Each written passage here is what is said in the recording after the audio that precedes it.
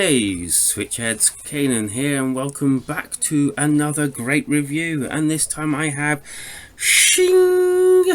That doesn't get old saying it like that. And it's a arcade fighting action multiplayer adventure game. But has it got what it takes to reach the dizzy heights of the Wall of Fame, or will it be dismal like heck and you shouldn't buy these games on the Wall of Shame? Or somewhere in the middle.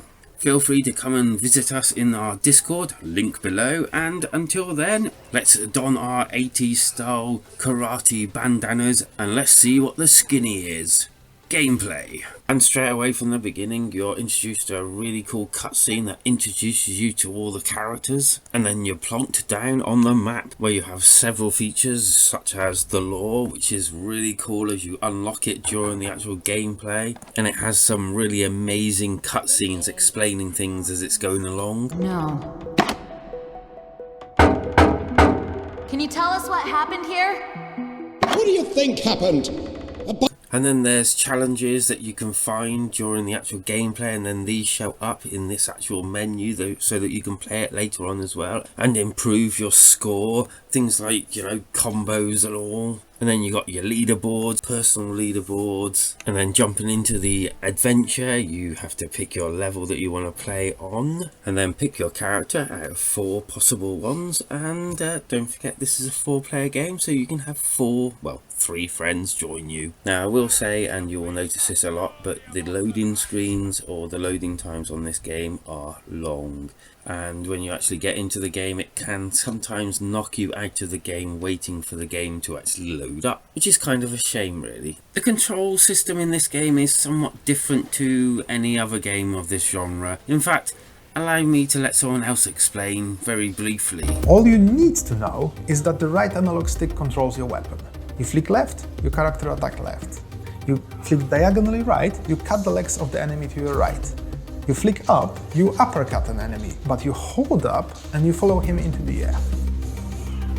Thank you very much for that. And I found whilst using a controller or the actual handheld system in handheld mode was okay with these controls, I found taking the actual Joy-Cons out and detaching them so one is in each hand worked a hell of a lot better, and it kind of actually just felt pretty cool. Now I know that I didn't feel like I was holding a sword or anything, but it was kind of quite nice to actually have the movement mapped to that thumb stick and having my hand free to move around as I was using it. It did actually feel quite cool.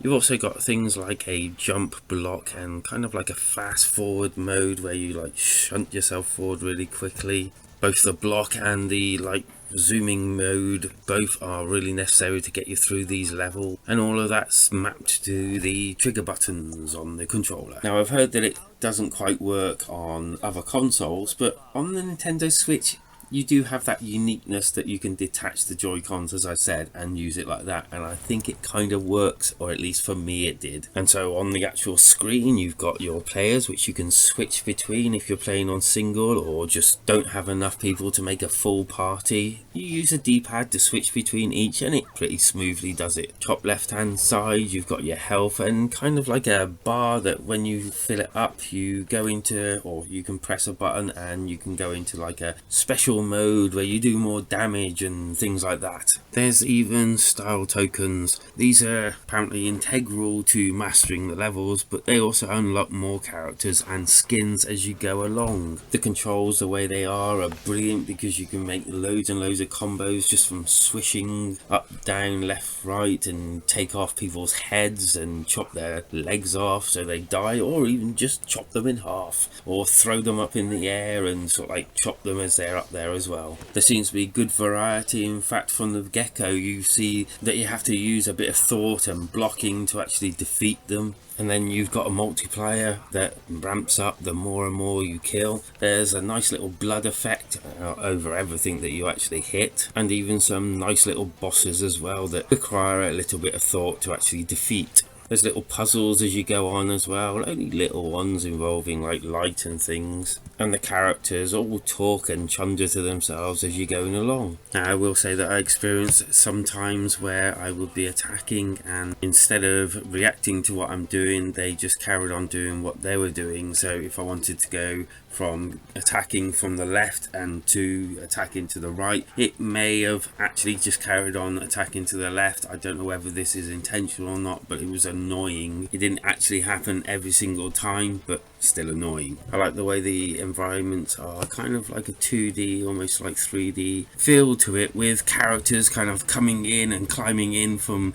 the forefront of the screen into the actual action. It's quite a cool effect. And with that in mind, the graphics. To get clean 2D look in three-dimensional space, we have to stretch, skew, scale, deform and warp all our environments. It takes a lot of work to make something look effortless. Okay, so as I stated, that is actually quite cool. I like the actual style to this game, and the cutscenes are actually really nicely done. The enemies all have kind of a different feel about them in the general most part of it, but there are some that I felt kind of had a similar vibe or just a reskin colour to them. But in general, yeah, I quite like the enemy designs. The map and everything and the actual places that you go all felt and looked cool. But it's those cutscenes that really steal the show as far as graphics are concerned, and it just adds to the atmosphere and kind of like makes you feel more part of it. The sound, well, as I said before, it's all voiced and that is much appreciated. The voice acting is actually really well done and definitely takes center stage, and I like the fact that you're actually playing it and they're like talking away to themselves as you're battling and as you're going forward in the story. Again, with the cutscenes, they're beautifully acted and voiced is really appreciated as well. The other sound serving,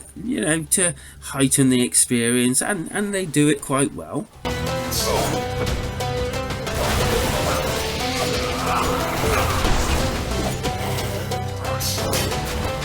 The good. The voice acting is great. It's very nice looking. I like the fact that there's challenges as you're going along and the fact that you can go back and try and beat them. The leaderboard, for me, the controls worked well. I'm saying that because there's going to be people that's going, oh, they're crap. Well, they're not. Well, at least they're not if you actually give them some time. Looking at you, Mr. Naysayer in the back. And I like the fact that you can remap the buttons that you want to use, i.e. the trigger buttons and all, the way you actually want them to be. And I do like the feel that you get when you actually split the Joy-Cons apart and play it that way with the analog stick. It's really quite neat. The bad. Okay, my major issue with this game is the long loading screens. They are a bit of a problem for me. It does kind of take you out of the experience and the immersion a little bit. The moving in one direction and then moving or battling into another direction but not actually going in that direction really isn't great. Also with the analog stick, the only problem I really found was the fact that when you're like doing your swishes with the analog stick and you move it too far into the opposite direction, your character will just go in that direction or attack or whatever in that direction. The score. Okay, so I thought long and hard of this and I wanted between 3 and 4, but you know what? It's my choice and I'm going to pick, and I know a few people are going to be like, it's not that good. Well, I'm going to pick 4 out of 5 because I thoroughly enjoyed this, even more so in multiplayer. And as I said, it's my view, it's how I feel about the game, and I can't really speak for anyone else, but how I felt, it's definitely a 4 out of 5 game, and even more so in multiplayer. And the alternative, well, I'm going to suggest Streets of Rage 4. Now, while I played all the originals and I haven't actually played the 4th one yet, I've only heard pretty decent things about it. So I would probably recommend that, mainly because of the type of style it is and the fact that it's got 1 to 4 player local co-op and even 2-player online co-op, which is pretty cool, really. And with that comes another end to another review. What did you all think? Let us know down in the comments. Hell, join us on Discord. Let us know on that. We love to chat there. And so until next time, thank you for coming. Hope to see you next time because life is better when we switch together.